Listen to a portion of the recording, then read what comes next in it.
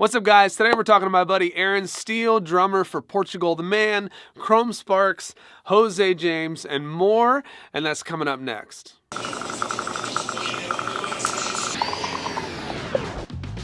Hey guys, welcome back to the channel. My name is Lennon Bone with soundandpatternsmusic.com. This channel exists to help you get more gigs, reach your 1,000 true fans, and ultimately grow your art from passion to profession. Quick apology for my inconsistency on the channel recently. There's been a lot of stuff going on as far as just new jobs and gigs and dealing with all kinds of stuff. So forgive me for that, but I'm so pumped to show you guys this interview. This is a long form interview, and I will end up cutting it up into sort of a highlight reel that I'll post on multiple videos. So if you're not into long form content, you know, I totally get it. But those of you that are willing to sit down for a good 20 minutes, this is a great interview with Aaron Steele. Aaron is an incredible drummer. He does a lot of remote session drumming. He also is on the road a ton. He's really got a lot of great advice and practical things to say about the industry at large right now. Not to mention, he's just got a cool story. The guy comes from New York, spent his time growing up around music, and now ends up playing with these incredible artists. Going to be going out on a big tour with Jose James coming up here real soon, depending on when you're watching this, obviously. All right, that's enough. Let's just get right into it. Here's my interview with Aaron Steele. Aaron, what's up, man? Thanks so much for doing this. I really appreciate it. Yeah, of course, man. What you got, old friends. Well, it's crazy because I was trying to remember, because I think we met when you were playing a gig via audio, right? And then we were all kind of doing a show together? Yeah, that's when we met, yeah. And then we ended up hanging out with Grant, Zabritsky, way later. Yeah, dude, I miss that guy so much, too. That guy is, one of my favorite dudes. Man, I saw him 2 days ago. He came through Nashville, and it was a lot of fun. That's awesome, yeah. Yeah, man. Well, tell a little bit about yourself if you can. Just give us the 90-second intro to you and what you're up to right now, kind of where you got started, and yeah, just kind of fill people in. Okay, well, my name is Aaron Steele. I'm originally from New York City, and currently I'm living in Nashville, Tennessee, but I just moved here from Los Angeles. And previously I was playing with Portugal the Man. Currently I'm playing with Jose James, taking over for Nate Smith. And I don't know. I do a lot of stuff. I do a lot of recording sessions and spanning all genres. Toured with a lot of people. It changes all the time. But yeah. I mean, I was touring with Chrome Sparks for a long time. I've done a lot of stuff with Chris Bowers, who's a Monk Institute jazz pianist, and I don't know. It's just, it changes so often. I don't know. I was playing with LP for a long time. Dude, that's you're living, when people think about doing, I think what you're doing is basically the new version of a session musician. I feel like a session musician that just sits in the studio doesn't really exist anymore. Would you agree that that's kind of? Oh, well, I'd say that there are some people who do make that work. I'd say, my life is part of that a little bit. I do a lot of sessions from home now. And a lot of people, I don't know, there's Matt Chamberlain or Aaron Sterling, and those guys, they do all their stuff from home now. Right, and I guess that's what I mean. It's just evolved into this new thing where, you're able to kind of just do it from the place that you've built for yourself that allows you to just sort of reach out and do everything remotely, right? Yeah, exactly. Budgets are kind of hard for a lot of people now, and also trying to get all the people you want on a record at one time is becoming increasingly difficult because everybody lives everywhere now. It's not oh, we all live in LA or we all live in New York or we all live in Nashville. Everyone is kind of all spread out. So, luckily, I've been able to fashion a career for myself. It's been like a huge, I'd say blessing is the word, you know. Yeah. And what, like, because I think some things that I don't know, I don't, and I don't want to like make this about, I don't like to try and like make things so clinical, but I would be curious, like, is there a mix of, for you, not only like your personal relationships that you've built, but also like the way that you feel like you've branded yourself, the way that you put yourself out there? Do you feel like that plays a part in the gigs that you get? I do think that it plays a part in like I think that it is relationships. It's a lot of friends and I've basically, the way I kind of went about it honestly was I basically only played music that I liked, and then whenever I did anything else, it kind of bummed me out, so I just stopped doing that. But when I played music that I liked and I just kept doing that, and like it didn't matter what genre it was or who it was, or like I basically was just like, man, I would just go to people that, I would go to shows and start hanging out with people that I really enjoyed their music, and then eventually we became good enough friends that they were just like, hey man, do you, like, like, I don't know. There's a guy named Kyle Patrick, right? This is an old story, but do you remember that band, the Click Five? They were like That sounds really familiar. Yeah, they were like a pop boy band from, like, I don't know, the early aughts, And Okay. He was the lead singer, and like, I had bumped into him at Rockwood Music Hall a bunch. Like, this is like very early in my career, right?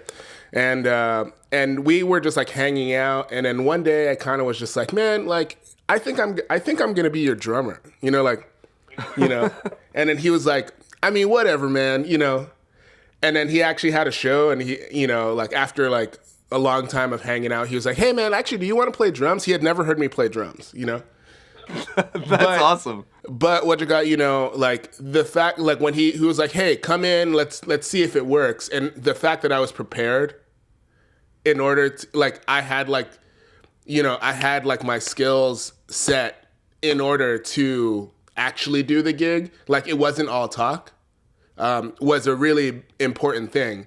And because of that, it's kind of become like this weird thing where often people will call me super last minute to like go on like a 3-month tour or something like that. Like, they're like, oh yeah, we had to fire our drummer, or Yeah. It's kind of become like that kind of vibe, and that's been kind of interesting. But I don't know. Like, I think it is relationships, but I also think that I have kind of made myself somebody who can like come in really last minute and then like crush it, Totally. Yeah. But I think, but it's something that I worked up to, Yeah. Yeah. And so if you, and when, like, just quickly, like, when did you sort of start kind of getting into this world? How many years ago? Man, I'd say about, like, really about like 10 years ago. Okay. So what would you say to somebody who's sort of starting now? Like, if they're some dude that's out there that's got, that's totally a player, totally a cool person, trying to do a similar thing, but maybe lives in like a smaller market. Like, where would you say that they could like get started trying to do a similar thing? Honestly, I say keep making music with the people who you think are amazing. I really think that. And then like push that thing, Like, I had like a lucky break in a sense that, like, I grew up in New York City. Music was all around me. But like, some of like my favorite bands, they kind of come from like nowhere, You like, Right. And like, for example, there's that band Bad Bad Not Good, right? That band is incredible. Like, they have made records with like Ghostface Killah and like, doing stuff with like, like the bass, and the way that they did it was they just did their thing and weren't worried about what other people were thinking about what they were doing. They just did it. you know? So I think that, you know, at least, you know, like people, for the longest time, like, even though I grew up in New York and all this stuff, for the longest time, people told me that I didn't know what I was doing. Like, they told me I was, like, not good enough, whatever. I dropped out of school and I quit music for a year. It was like a whole thing. And then, you know, like, I just, like, after a while, I was like, okay, well, I guess I'll just, like, you know, just do things that I like. And it ended up, like, snowballing. And then the people that I met ended up becoming kind of popular. And I was just like, yo, like, I mean, I was still playing with them before they were popular. It was just like a thing that happened, you know? Yeah. And I think that it has to be organic, or else you're just going to end up being one of, you know, if you're just chasing like the next thing, I think that's kind of I don't think that's like necessarily a good thing, if that makes any sense. Yeah, totally. You need like kind of longevity instead of like just like flash in the pan coolness, you know? Totally, yeah. And I talk a lot about, like, even if you're trying to be an artist, you know, everybody's talking about, well, you know, like, try to get these licensing deals or try to do this and that. And those things come, but it comes with relationships, right? Yes, and so 100%. 100%.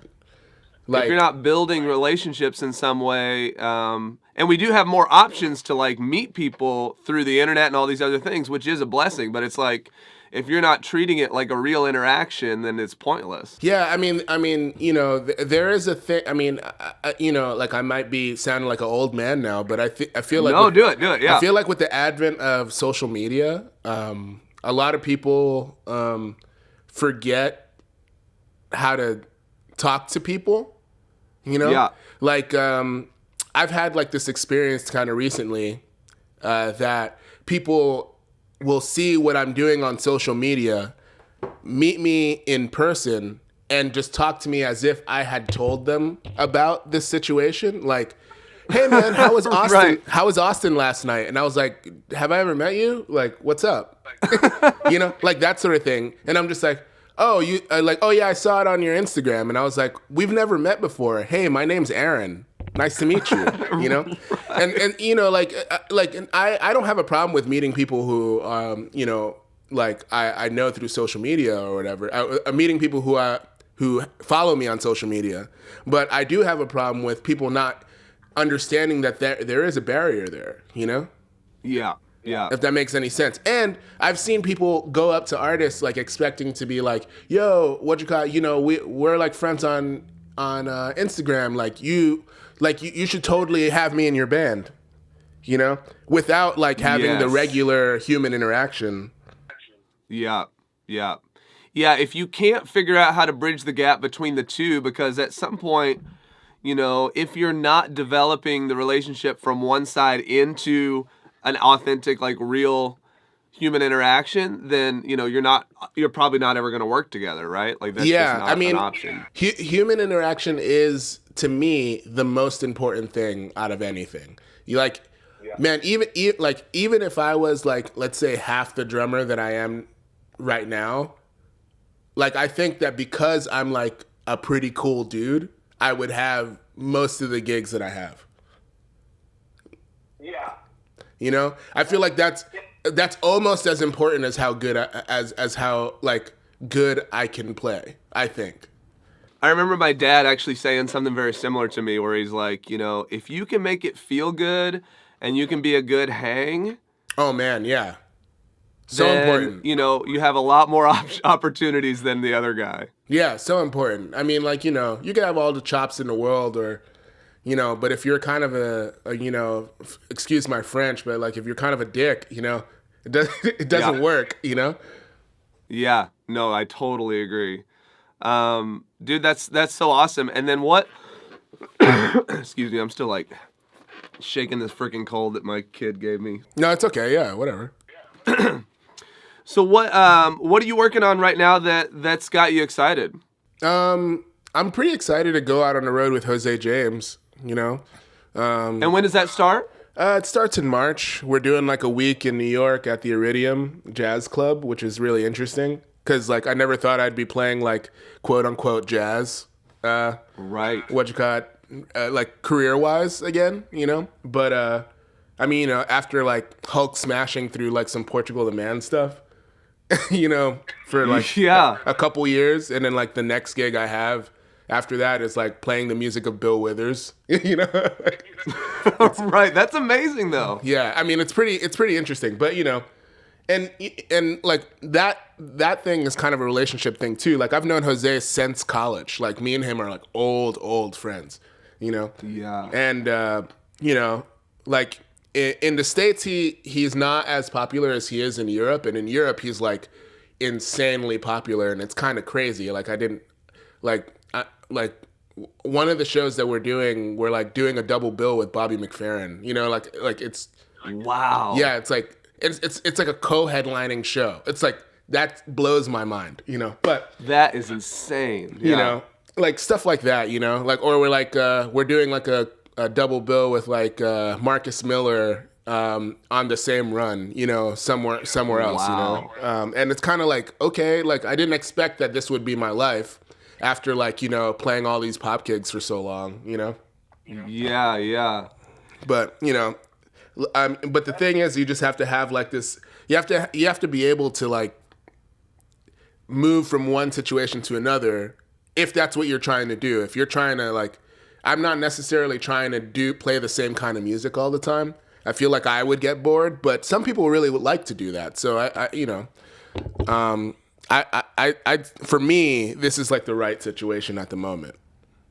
Totally. And I think that's so cool because like I don't mind kind of doing similar things, and I think that it's fun to hear like the way people engage with music and the way people approach it, because I think that it kind of plays into, I have this theory like all the way around with people in general, that if we all just did the thing that we actually love to do, the world would be a lot more in balance. Oh, 100%. Yeah. And I think that a lot of that has to do, like people are like, well, what about McDonald's? And I'm like, well, you got to be 16 at some point. Like you got to figure something out, you know?